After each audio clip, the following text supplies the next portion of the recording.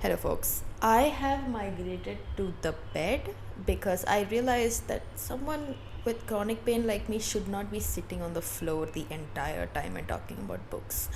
Also, I have the world's harshest lighting because we have tube lights here and I don't have any warm lighting, so I'm sort of gonna look very gallow and like I vaguely have jaundice, so I'm gonna please excuse me. This is all the books that I have read in the month of November. A lot of these are manga and also quite a bit of graphic novels because I sort of just went on a binge, and by binge I mean I read a lot of One Piece. Rant incoming, don't worry. But so I'm gonna talk about them. First manga I read was Dorohehoro. I've been told to read Dorohehoro by multiple people who were like, "This is so cool, you would love this." And every time I've tried to get into it, I was like, "I don't know what's happening." But that's the thing, you don't know what's happening. It's just a lot of different pieces slowly falling together, and you start to get a narrative. Basically, the basis is it's a city called Hole where sorcerers come from another dimension and experiment on the humans there. It's extremely gritty and very violent and gory. This is like there is regular war. A war is a part of the narrative because the guy named the protagonist Cayman, he was like cursed, so he has like a reptilian head now, and there is a man inside his mouth who he has to figure out who he is and what the fuck happened to him. So he like eats people, and then he when they come out he asks them, what did the man say to you? And usually the man will say, you're not the one. So it's insane. It's an insane premise. And then there's Nikaido, who is his friend, who like they both go on like hijinks together. And then there's like slowly like a and then there's a sorcerer's side as well, of like the sorcerers who are like, who is this guy? Because he's immune to magic, and he's like, this guy keeps killing all sorcerers. What the hell is happening? And it's just a complete hijink city. Lots of gore, lots of violence. I'm really invested into it right now, and also the artwork. Especially the artwork, which has like mixed media artwork, is gorgeous. I'm really falling in love with the art style, even though the first time I was like confused by it, but maybe I was reading it on like a horrible website. But I'm having a lot of fun reading it. I think now, because I'm recording this in December, I just started volume 5 or something, and slowly you're starting to get like a, not that I didn't have a plot before, but starting to get like, okay, the stakes are being added to the story. So it's really really fun. I really recommend it to people, but also it has a lot of gore and a lot of violence, but it's extremely fun, and its world building is very subtle, and it's not gonna have like somebody give exposition to you. It's just gonna, things are just happening and you're just gonna have to deal with it, which is sort of like a core tenet of just living in the whole. I mean, it's called the whole for a reason. Really really fun. I'm looking forward to watching it. Sorry, reading it. I'm watching it. I know that there's an anime, but I don't know, I don't trust how an anime is going to convey the gritty feel that the manga does, especially with mixed media. Maybe they utilize it. I will check it out. But I had fun reading it. Complete 180. Then I read all of Spy X Family and I caught up. Spy X Family, I think most people know it. It's an assassin who has like a mission, a long term mission. So he adopts a kid and then fake marries a woman. But the kid is a telepath and the woman is an assassin. So it's just the three of them hiding their identities from each other while trying to be a fake family, but they're slowly becoming a real family. I'll be honest, I do wish there was a romance between Lloyd and Rior, but as the narrative goes on, I'm like, I just want this family to be happy. And also in the later volumes, there's a much more emphasis on war and war politics, and how like people respond to war and war trauma in different ways. It's like it got serious in the last few volumes, but also it's extremely ridiculous at the same time. I mean, the premise itself is ridiculous, and the character, the star of the show is of course the kid Anya, who is just, because she's a telepath, she can hear what everyone else is thinking, so she's always like, how do I make this work into my favor slash make sure my family doesn't fall apart. It's an extremely hijinky show. I tried to get into the anime, but the anime was like so slow for me. I think I'm just like not an anime person in general, but so the manga was much more fast paced for me, and it had, you know, a lot more tidbits for me. So I had a lot of fun reading Spy X Family. It was really really fun. Also, is it called Spy Family or just Spy X Family? I don't know whether you pronounce the X or not. I'm sure people will yell at me later. Next up on the list, another 180, just whiplash, is Blood on the Tracks. Oh my god. So, Blood on the Tracks is basically about this boy, like, I think he's in middle school or maybe in high school. I think he's in middle school, who lives with his mom and his dad, and they're like a pretty typical Japanese family. Except when his cousin comes over, and his cousin is like, "Your mom is way too overprotective of you." And he's like, "What?" And he starts noticing his mom is like super overprotective of him, um, in like a very, very unsettling way. And then volume one ends, and you're like, I saw what was coming at the end of volume one, but also I did not see. And the repercussions of what happens at the end of volume one just like ripple out through the volumes, and it just gets more and more unsettling and more creepy, invasive. It's basically, you are, I mean, I think I'm only up till like volume 10 or 11 or something, and like obviously you don't know what the mom's whole deal is, but you're seeing this life through the eyes of a boy who has known nothing his entire life except his mom. His mom has complete power over him, like, but also like he's a kid, so of course he's gonna go to his mom. It's like extremely fucked up, one of the most unhealthy relationships I've seen in fiction of all time, which is like, but I mean, it's like saying that this is an unhealthy relationship. It's not like, you know, those shows which are like, this guy cheated on me but I took him back and we're in love. What? For a man? Ew. But it's like an extremely unsettling manga. I think I sped read to 4 volumes, and then I had to put it down and just like take a walk. It's one of those kind of mangas where you're like, oh my god, something is altering in my brain, I'm getting fucked up. So like, take precautions while reading it, because it's never calling it creepy, like Junji Ito is creepy, right? But this manga is unnerving. It makes you like just sort of like shiver, just like in either in anticipation, because it very clearly lays out what's going to happen, and the entire time you're just like, no, please, no, no. And sometimes it's worse. It's never better, it's always worse. So yay. Again, whiplash. We're going to Insomniacs After School. Really really cute manga. It's about a bunch, like, not a bunch of kids, like a guy and a girl who are insomniacs or are unable to sleep, and that affects like their school life and their social life and stuff like that. They realize that they actually can sleep in the school's planetarium, or like the space observatory. So they bring back the astrology club so that they can have an excuse to sleep there.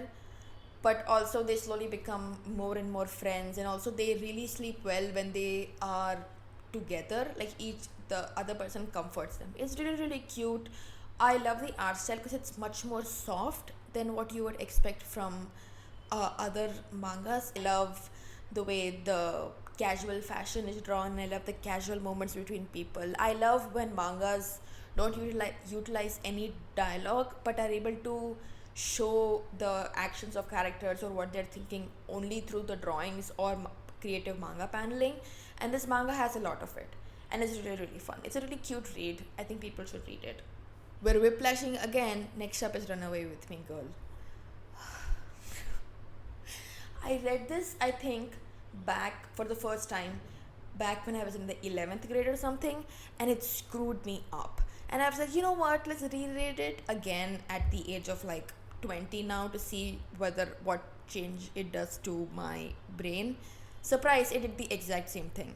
It's one of those mangas where it's like, it is a happy ending, but to get to the happy ending, you sort of hollow out parts of your body, if that makes sense. Basis of the story is like, it's about 2 women, and they used to date in high school, but one of them is like, oh, we're adults now, we have to do adult things, and she is getting married to got married to a man because she got pregnant with him, and they strike up a conversation with each other when they meet each other again, and it's slowly them realizing that they still love each other very very much, but it's also really really muddy because the woman is like, she's a classic example of compulsory heterosexuality, where she's like, this is normal, so I have to be straight, I have to marry this man, I have to be a good mother to this child and stuff like that.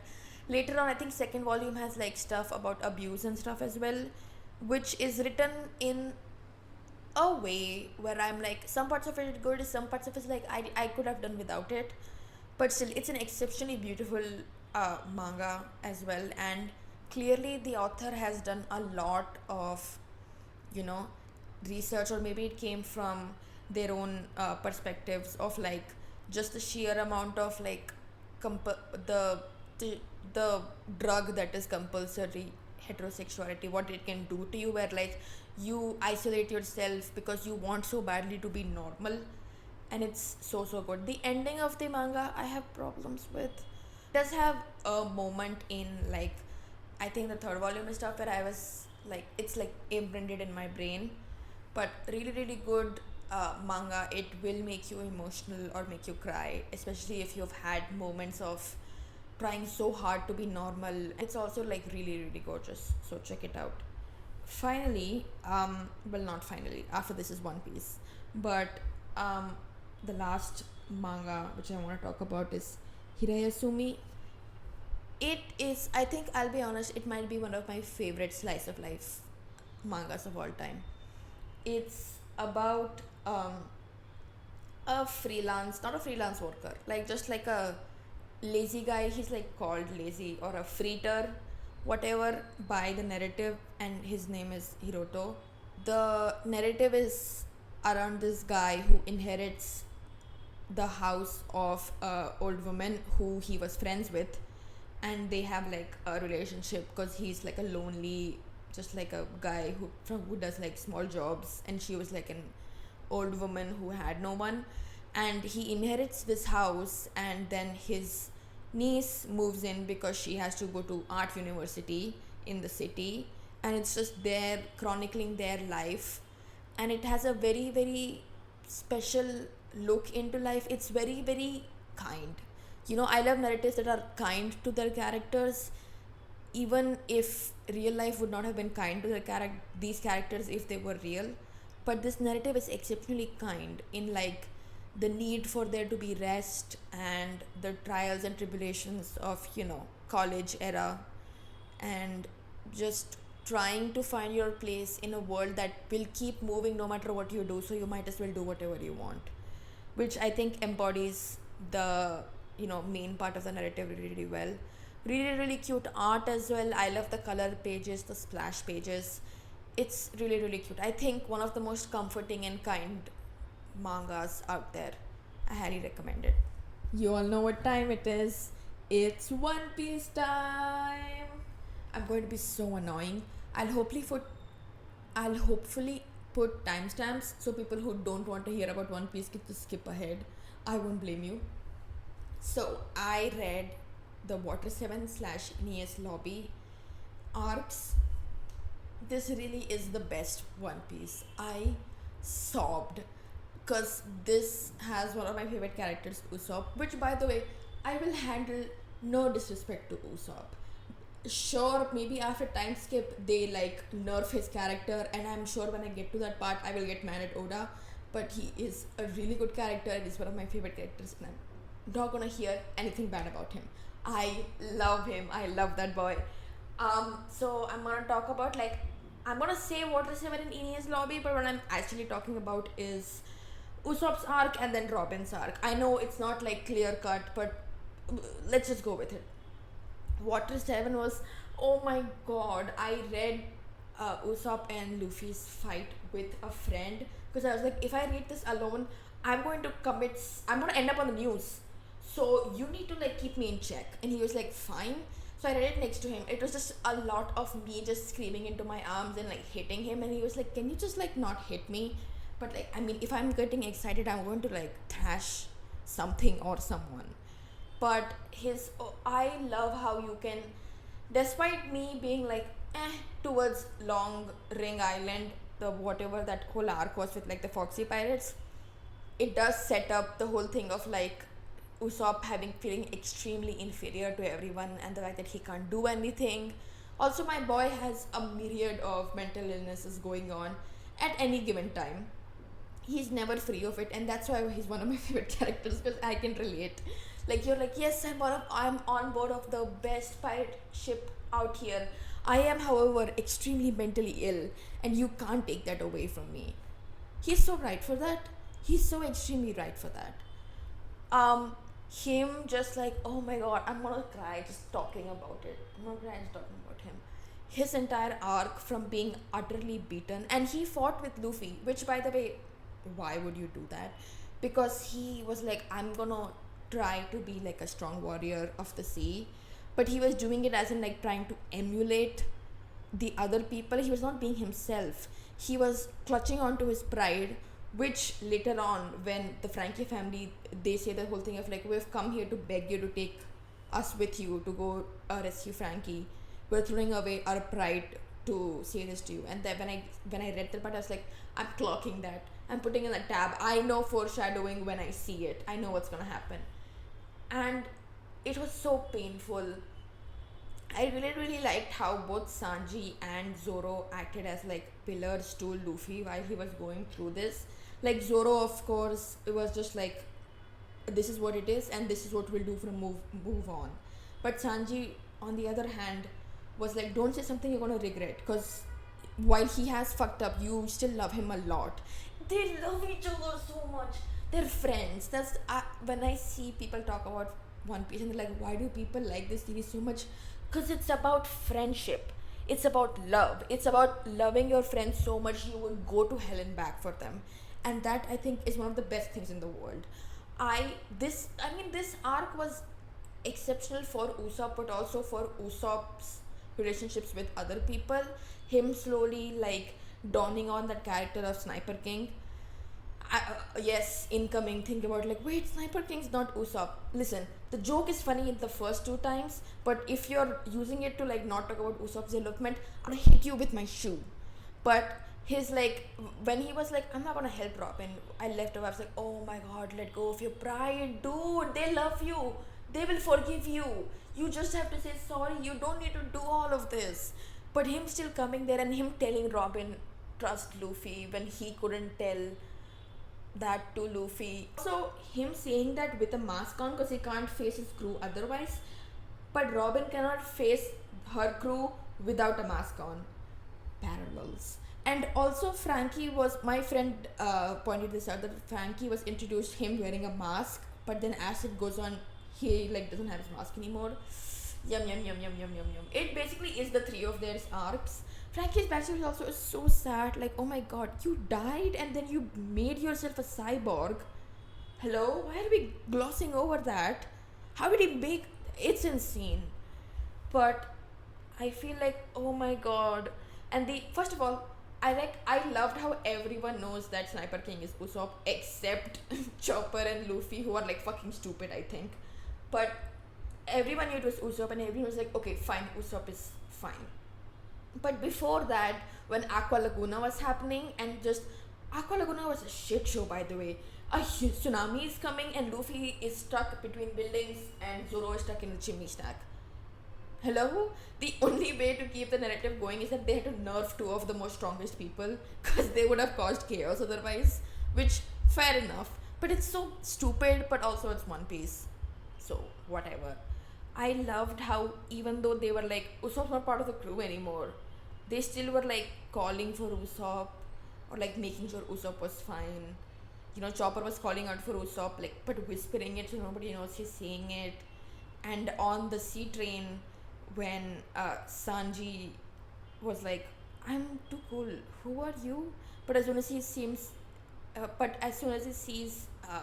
Frankie, he's like, okay, you fucked up my friend, I'm gonna fuck you up now.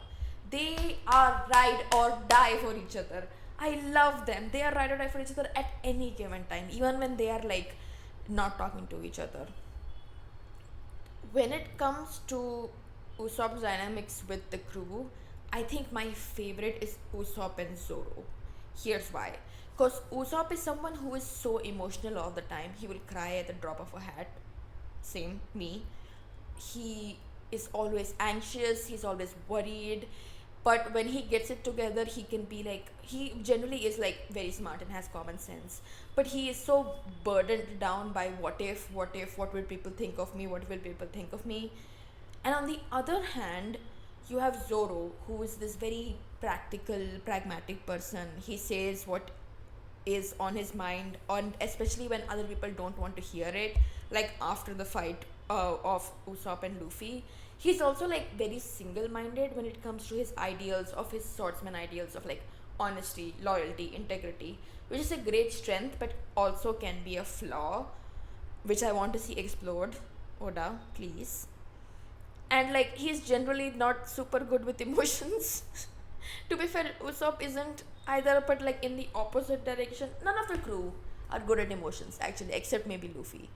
So Zoro comes off as like a harsh asshole at time, which like I don't believe. I know for a fact you care, you just don't show it.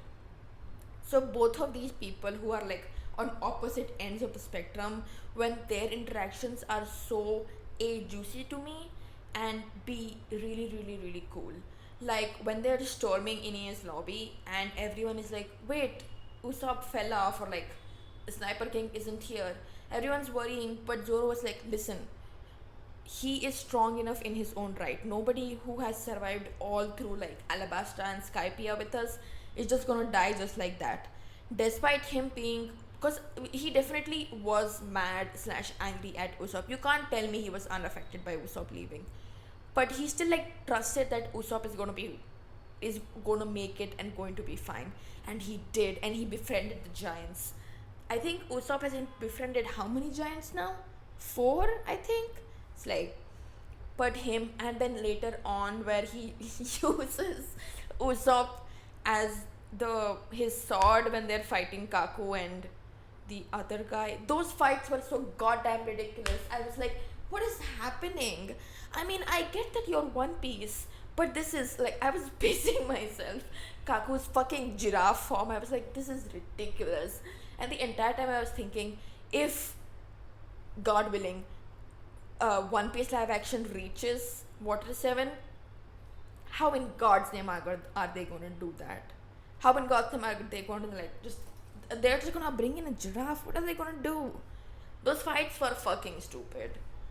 But speaking of those fights, the whole Sanji Khalifa fight, I was like, I am mad at you for like not hitting a woman because of your like weird fucked up ideals of like chivalry and stuff like that.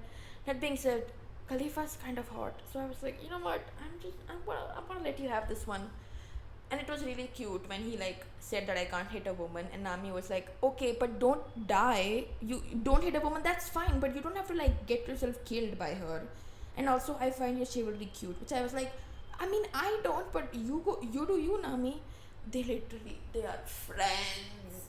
They literally know each other.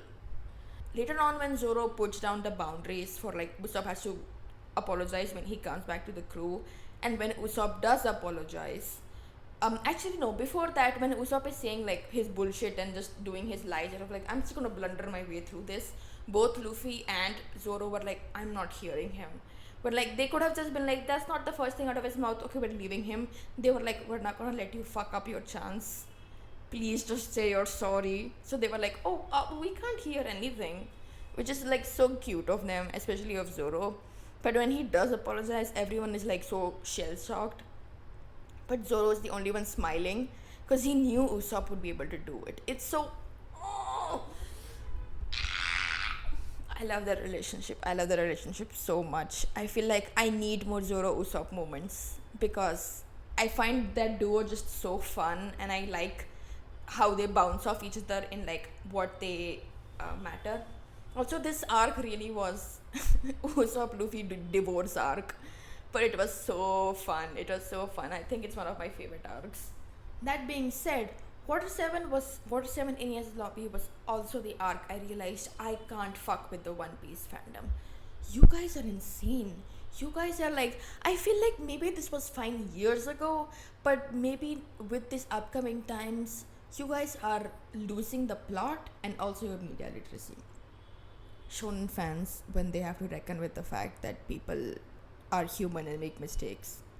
Shonen fans, when people are complex and there's nuance. Shonen fans, when fights happen because nobody communicates and people are allowed to be complex people and it's not up to them always what situations happen and that you are supposed to face consequences and grow up. Sorry, that was a joke and an overgeneralization. But is it really? It baffles me that it's been like, what, 20 years since Water 7 Enies Lobby came out and people still are on fucking social media talking about, well, I think X was the bad guy in the whole conflict between Usopp and Luffy. Are you guys dumb? तो कुछ दिमाग में है कुछ या फिर बस खिचड़ी बनती है अंदर? What are you guys talking about? Like, listen, Usopp is my guy. I will defend him forever and ever. He's never done anything wrong. That's not true. I love complaining, so I will complain about him as well. But he is my guy. He's one of my favorite characters. I understand him on a level unprecedented before in the One Piece community. But guess what? He did fuck up. You can't just fight your captain and then leave and then just not come back. Also, more importantly than him being your captain, he's your best friend. You can't just fight your best friend and come back and not face any consequences. That's just not how it goes. And Zoro wasn't in the wrong either, because like I said before, practical, pragmatic person, not really good with emotions. So yeah, maybe he came off as harsh. Like me reading it, I was like, oof. I would not have liked to be in Usopp's position. But guess what? He was right as well.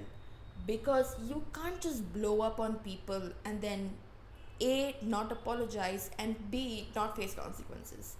And this is coming from personal experiences. No matter what your mental situation is or the circumstances in your life. Also, Usopp never communicated that he was going through like a mental health crisis.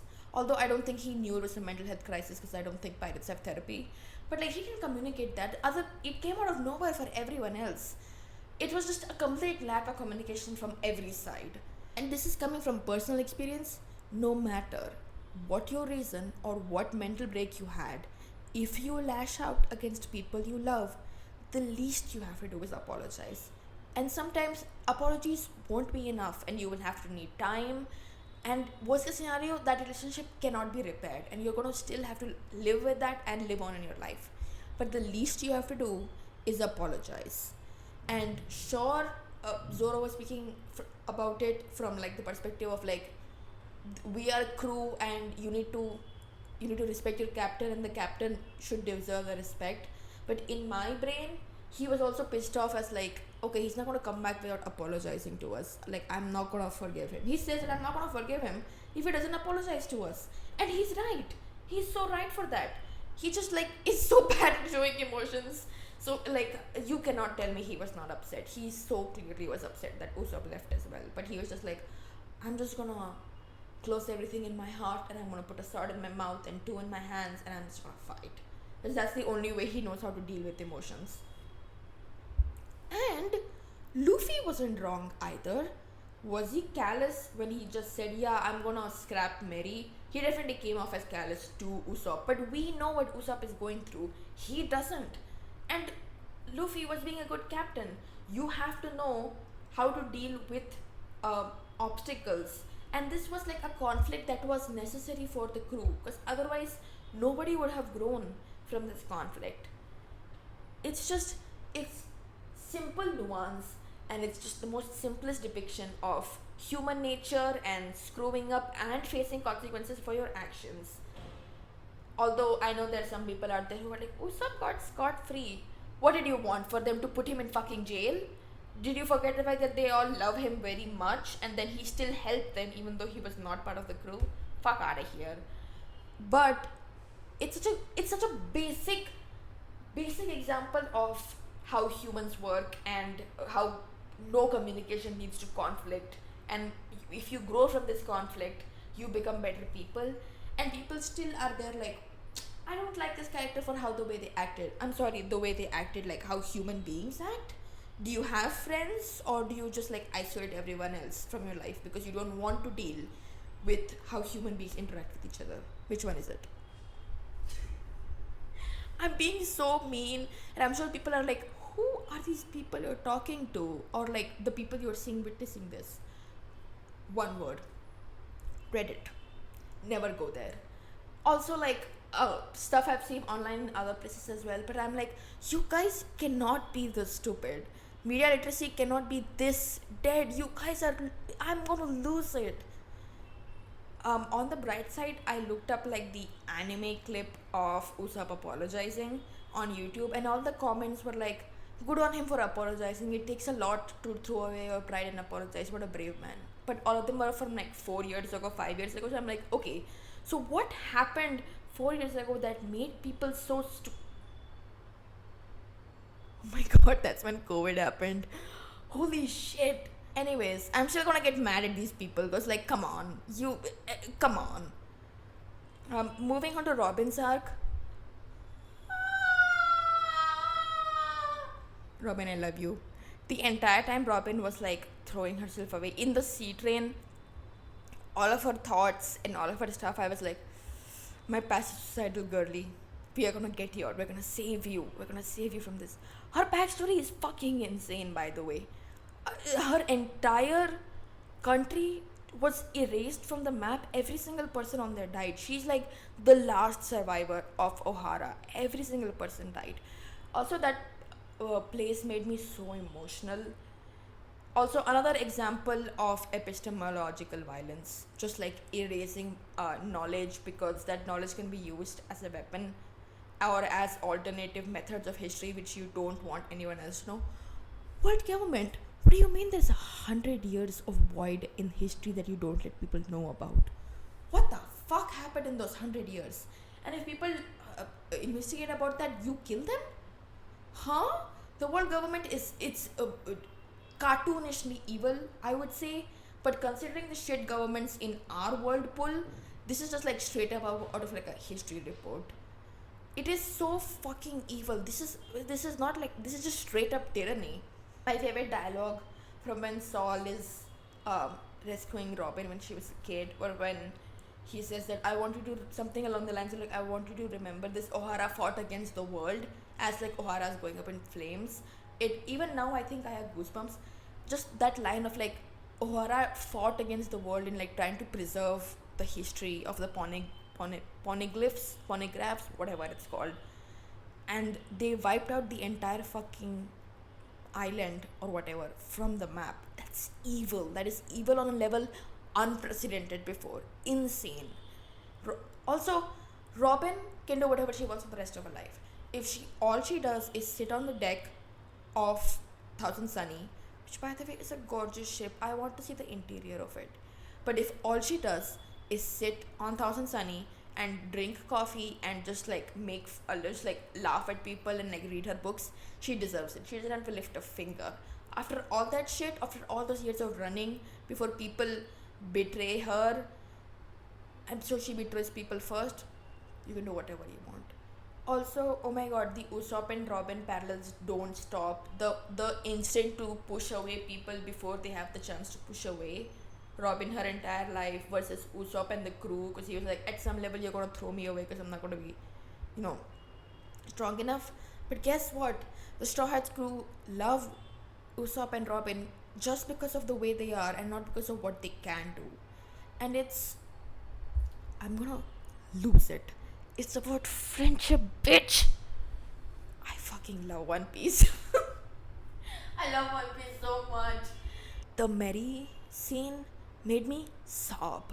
Just like, she came back for them. She literally came back for them when they were just like standing there and Luffy couldn't get up. And also, the thing when like Usopp takes off his mask so he can talk to Luffy as Usopp, and then they're having a heart to heart, but they are still on two different platforms, so there is still that gap between them, which like a physical gap but also emotional gap, because they still haven't addressed the fight in the first place. Yum yum yum yum yum. So delicious, so good. I love that. And then Mary literally came back from them because she wanted to She wanted to literally save them one more time. She wanted to take them to the ends of the world. She just wasn't. Dude, I'm gonna cry. It's like a 7 p.m. on a Tuesday and I'm gonna weep. But by Mary, I think in my review for like the last volume or second last volume, I wrote, by Mary, you were bigger than the sky and the sea combined, which is I think like an accurate description of Mary. Oh my god, I'm gonna cry. But the Thousand Sunny is here and she's gorgeous, and we have Frankie, and you know, it's a really, really good. Robin's arc, she's happy, she's surrounded by friends who will save her no matter what, who stood there in front of the world government. And Usopp, by the way, Usopp, just he's great at sniping.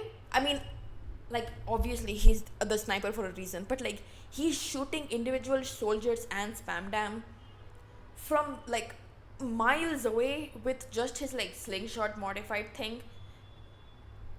Insane sniper.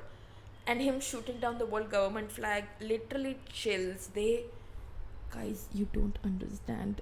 They declared war against the government just to keep their friends safe.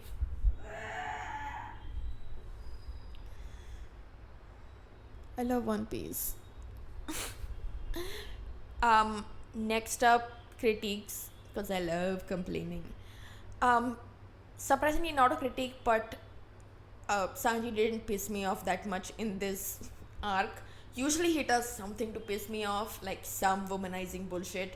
Even though there were aspects of like the narrative womanizing, you know, the Nami Khalifa fight and then Nami's wanted poster and stuff like that, but it's just like, it could be worse, which is like not a good thing, but the bar is in hell, so what can you do?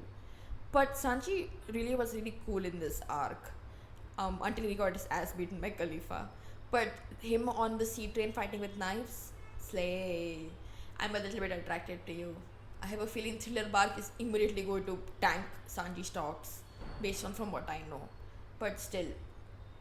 Also, sometimes One Piece makes choices where I'm like, you deliberately chose this choice for the narrative, which could have used like anything else, but you chose this choice, and it makes me wonder, what are you trying to achieve?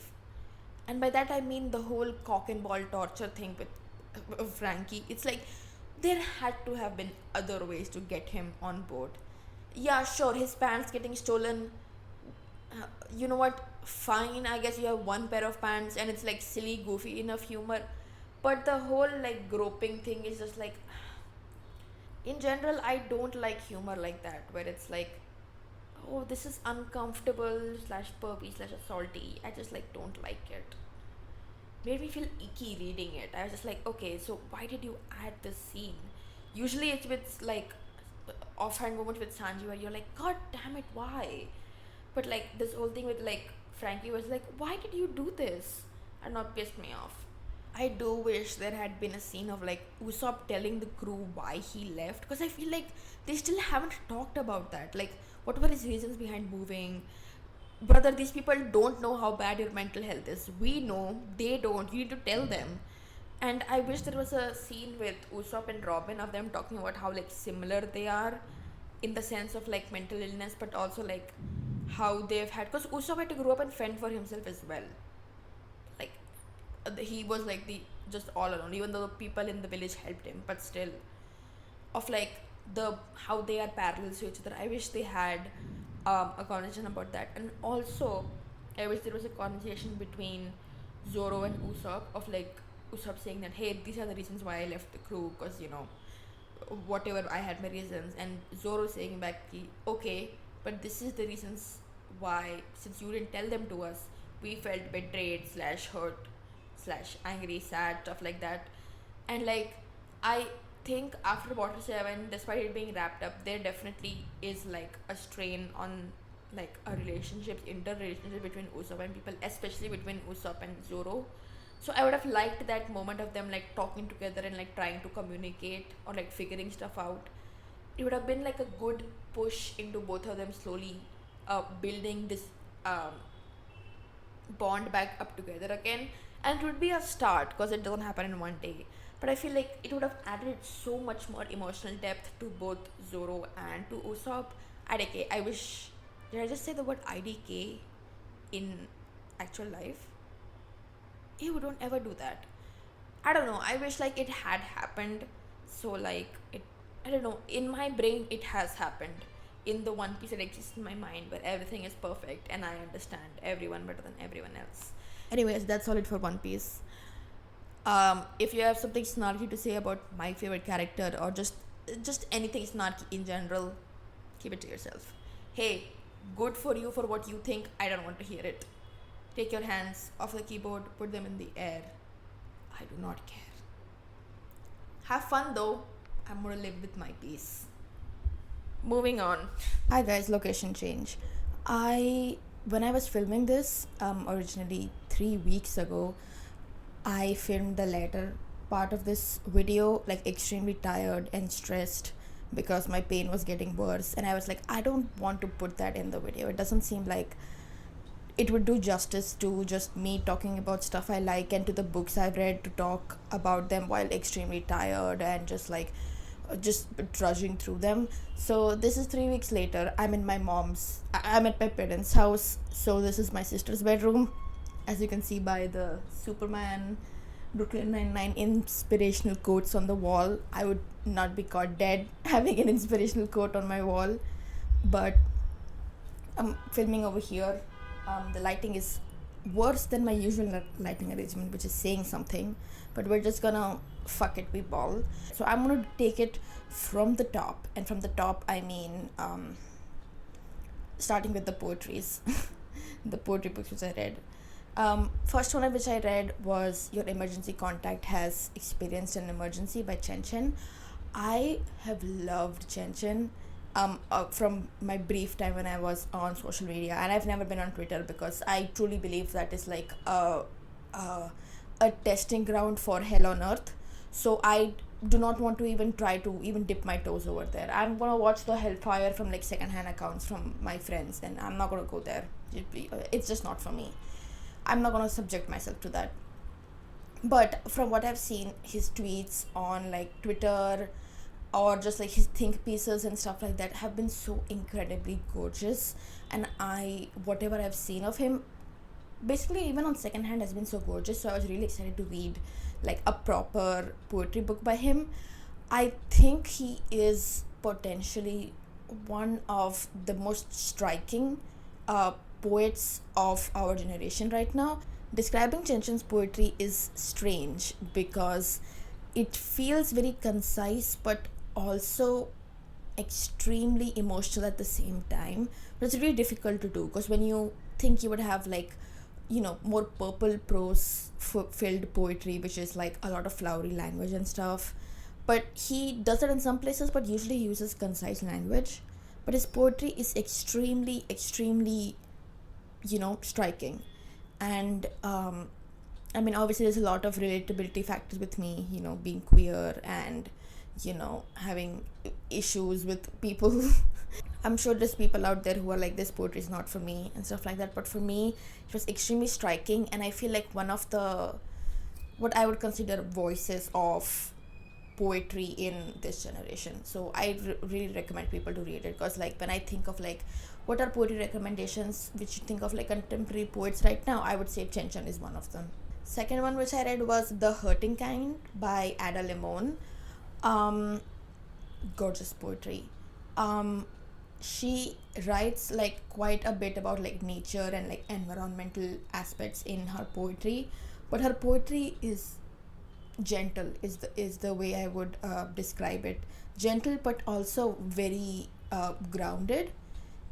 It's able to just not, how some poems have like a way of like taking you few levels above on like another plane of existence. That's not what Limon does. She writes in a way that like is easily accessible, easily readable to people. There is no concepts introduced in there where like you would be like, I wish I was smarter to understand this. It's extremely grounded but extremely gentle and extremely real poetry.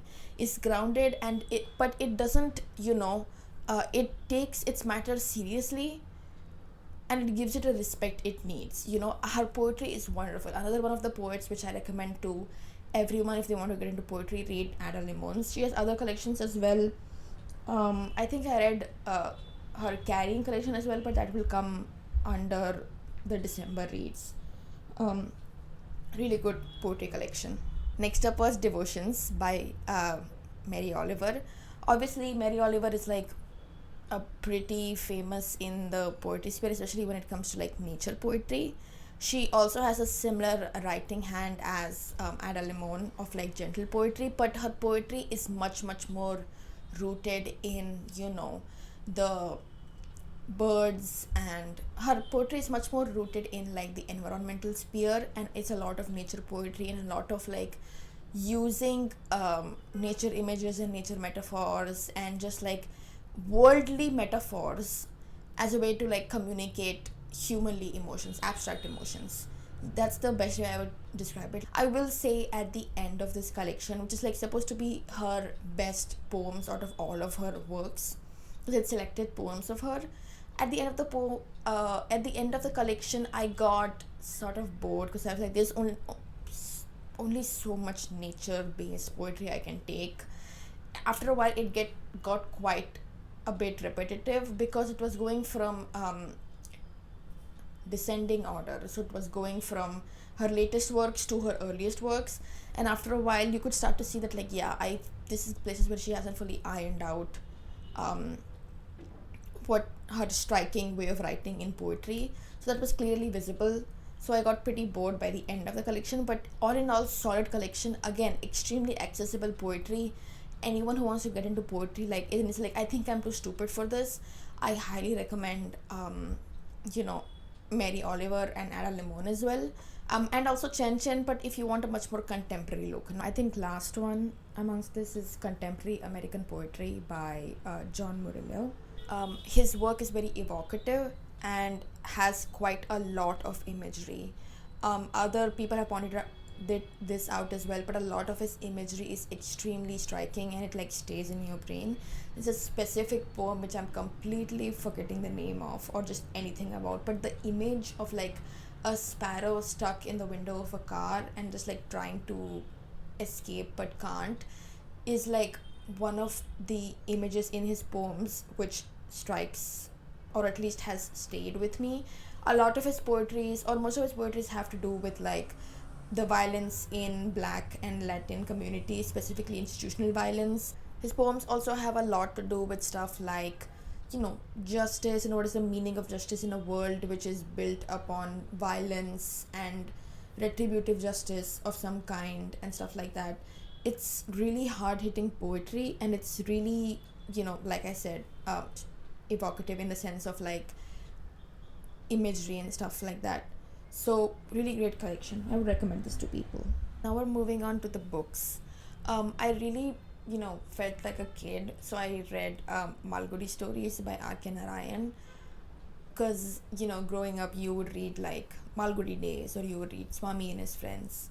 Maybe it's because it's like a short story collection based around the town of Malgudi, as not much as Malgudi Days or Swami and His Friends, but this collection was sort of like to me. I mean, like, maybe I've had like tinged memories of the books being much more fun because I read them growing up, but I think I should have started with Malgudi Days or like Swami and His Friends as well. I mean, these books are like a huge part of Indian literature, so I think everyone should read them. I would recommend, based on my memory of like almost 10-15 years ago, Swami and His Friends or Malgudi Days.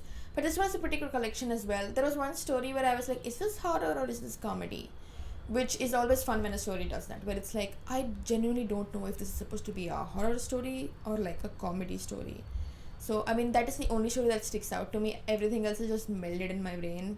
But pretty good collection, pretty good like look into Indian literature written in English. Next, I read The Miserable Mill, which is, I think, book 4, if I'm not wrong. Yeah, it is book 4 from the series of Unfortunate Events by Lemony Snicket.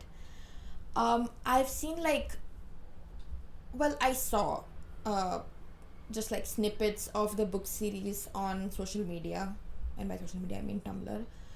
So I was like, oh, this seems like one of those children's book series that like fucks you up or like becomes a formative part of your growing up. So since I had a bit of money that time, I bought the entire box set, but I haven't found the time to read it for some reason. Why? I mean, they're pretty like small books and they're pretty easy to read, so I can easily like, possibly considering how fast I read, I can easily finish the entire box set in one go. But for some reason, I'm taking so much time with them. I don't know why. This was a really really fun book. It sure is a series of unfortunate events. These kids are never getting a break, and I'm on book 4, and there's 13 books. I know for a fact these kids are not getting any happiness in their life. It's just all the way downhill. But the narrator is just delightful. Lemony Snicket's narrator is just amazing. And I like like the way the kids are presented as like active beings, and like their entire trouble comes because the adults in their life don't believe them or like don't view them as human beings, and rather just like, oh, tiny versions of human beings who can't think or who can't act, and people just treat them as like, well, you're kids, you don't know any better. And like that has to be like such a striking thing, especially for a children's series, to be like, you are a kid and people should believe you when you voice your concerns or voice your fears, and people shouldn't treat you like, you're a kid, so we're just gonna automatically just dismiss your opinion. So I think it's like a really great thing to have in kids novels. Slowly as the books are going on, I'm like, something really bad is going to happen and I'm going to end up crying.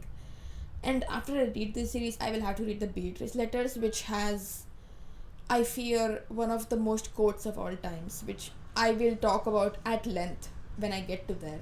But this is really, really fun. I sort of wish I had this growing up. I feel like it would have like wired my brain slightly more differently than it is right now. But hey, I'm having fun reading it now. So like, extremely fun book series. Speaking of kids books, next up we have Wintersmith by Terry Pratchett. Listen, I'm a huge Tiffany Aching lover. I was really into the Watch series of Discworld, but as I've gotten older and I've consumed truly so many detective stories and police procedurals in my life, from like genuinely from growing up, just watching like CSI, CID, stuff like that, I've sort of getting a little frizzed out from that entire thing. So Tiffany Aching series was like such a boon to me, and it's like genuinely one of those books which is like timeless pieces. Like I can see myself reading this at any age, and I can see myself specifically gifting these to people in my life, no matter what their age is as well. Gorgeous books. That being said, Wintersmith was not like the best I read. I mean, it's clearly a Tiffany Aching adventure, and I love that she went on her as soon as she hit 13. She was like, her story took on a whole sense of like, let's do shitty teen things and have like a tumultuous romance, except her romance is with the actual concept of winter, which is insane, but normal things for a witch to have.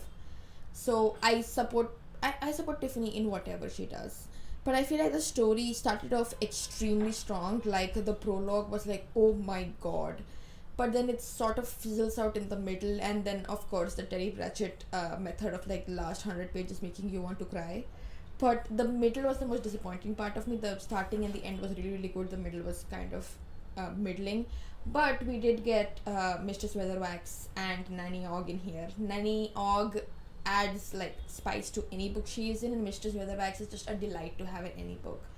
So it was great. It was nice to see Tiffany go on her like, you know what, maybe I want to fall in love arc, considering how serious she was in the first two books. I do prefer a Hatful of Sky over the three of them as number one. Number two is Vaid-Menon, number three is Wintersmith. I feel like if the middle was just a little bit more better, it could have easily like dethroned We Free Men for me. But all in all, it's still a really really great book. I mean, Tiffany Aching series is just a phenomenal series. I think next one is I Shall Wear Midnight, and I've been told that one might make me cry, which is like saying that like it someday it's going to rain, because I will cry over anything. I'm very easy to cry. That is absolutely not English.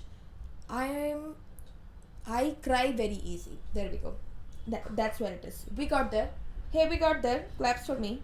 Then for some fucking reason, because I have like, there is something mentally wrong with me, if you could not tell.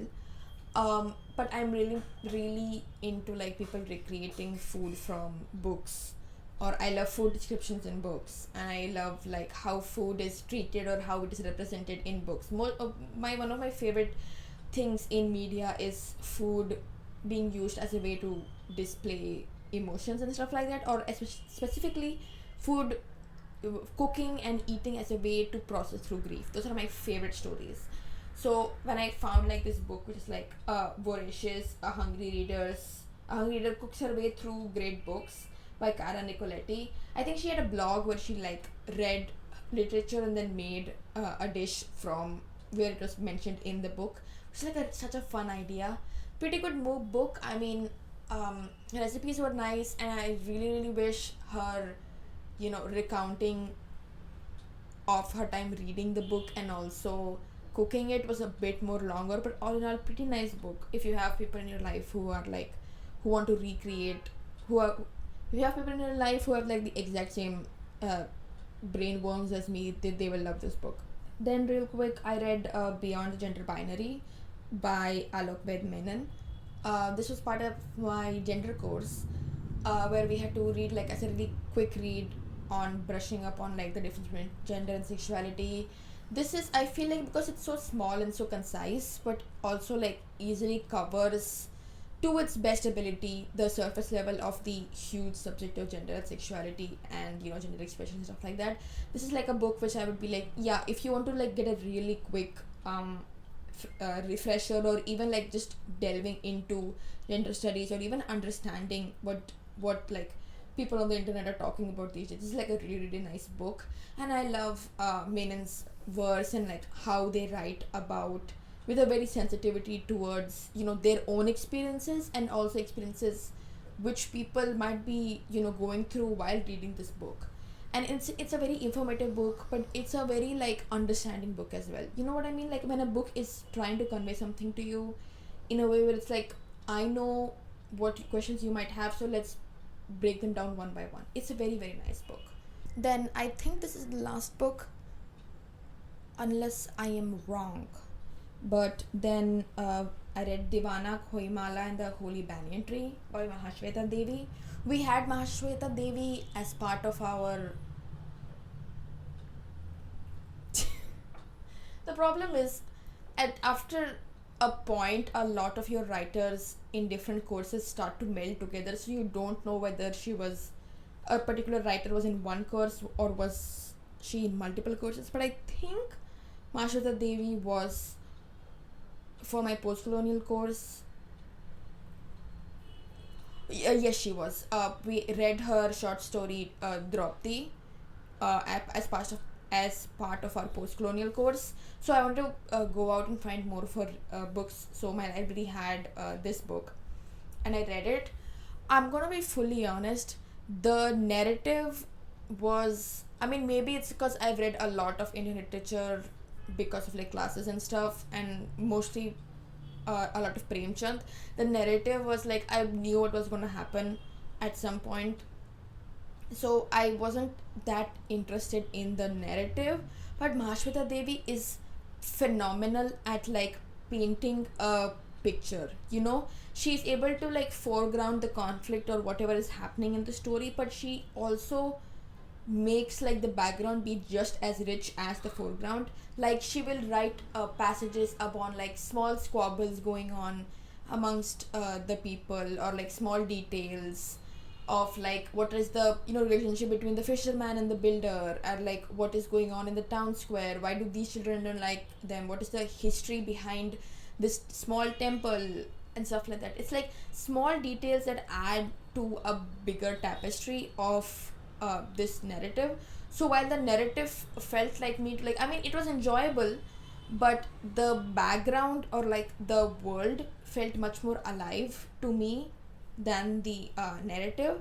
But again, this is coming from someone who has read a lot of stories along the same vein. So I mean, for some people this might be an entirely new story or like an entirely new look into, books and stuff like this. That being said, if I had to, recommend a story or anything by Mahasweta Devi, I would recommend the short story Draupadi. It does have, a lot of, it does have trigger warnings for like rape and sexual assault and stuff like that. But I think that story of hers is much, much more like stronger in my mind than this book. This book did have phenomenal, environmental and world building. I think that's it. I think that's all there is for the books. I sure did yap so goddamn much. And this video will once again be another bitch to edit. But, I had fun talking, as I always do. And people who have watched like my first two, like the handful of people who have watched like my first two videos keep coming up to me and saying, you sound so confident in these videos. And I'm like, yeah, I know, I exude like loser energy all the other points in my life, but when I talk about books, I'm really passionate when it comes to talking about books. And also I'm like in a locked room with a camera and only talking to myself, so obviously I come off as much more confident than I actually am. There's no actual person whose facial expressions I have to like just like in my mind, just the hacker meme of like, are they being sarcastic? I cannot tell. Oh, they're joking. Oh, I'm supposed to laugh at this moment. So obviously I come off as much more confident. I don't know why I'm saying all of this. You know what? This is my channel. I'm gonna do whatever the fuck I want. And what I'm gonna do right now is sign off. This video will come possibly in the next year because how long it takes me to fucking edit. But I'm having a lot of fun doing this, and hopefully next year I will continue to put out a lot more videos. I also want to put out a lot more shorter videos, or at least talking about one subject or like one book specifically, rather than just like cramming it all in one video which is like 2 hours long and stuff like that. Anyways, we're signing off. Thank you for watching this video, and I hope you have a good one. Okay, bye.